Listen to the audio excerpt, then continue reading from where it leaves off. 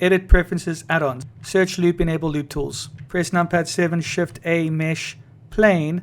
Tab to go into edit mode. Right click, subdivide, select your subdivisions and put this on 3. Press 3 for face select. Choose the 3 middle faces. Right click, loop tools, circle. Press I to inset. Press X, delete faces. Select half the plane, shift D, Y, 2.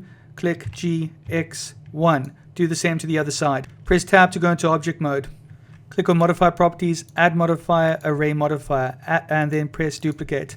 Manage length with the x-axis, here are the settings. Manage circumference with y-axis, here are the settings. Press shift A, empty arrows. Press N. Make the rotation of the empty's x-axis 90 degrees. Select your plane, add a simple deform modifier. Make it bend 360, select the empty on the x-axis. Add the weld modifier. Add the solidify modifier. Add these settings. Add a subdivision modifier. Add these settings, right click, shade smooth.